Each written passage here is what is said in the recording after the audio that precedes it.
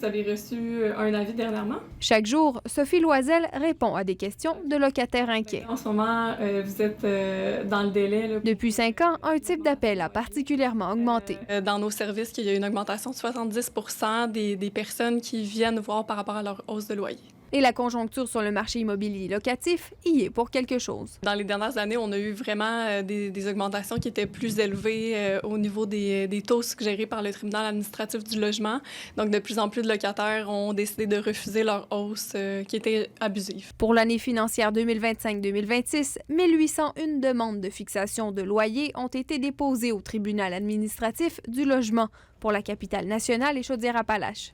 C'est presque 3 fois plus qu'il y a 5 ans, alors qu'on en comptait 623. Je pense que ça vaut la peine de la faire, par contre, en tant que locataire. Frédéric Olivier fait partie des statistiques. En 2023, il a refusé l'augmentation de loyer annoncée par son propriétaire, qui a alors déposé une demande de fixation au tribunal. Avant la pandémie, là, j'avais des augmentations de 8 à 10 puis là, je faisais face à une augmentation de 60 $.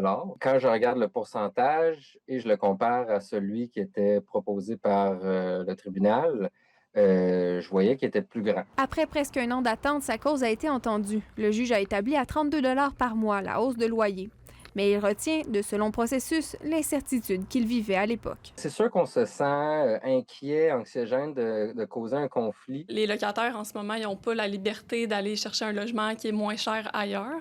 Donc, il y a beaucoup de locataires qui se sentent contraints d'accepter les hausses, même si elles sont abusées. L'organisme aimerait que les suggestions d'augmentation annuelle de loyer du TAL deviennent plutôt des limites légales.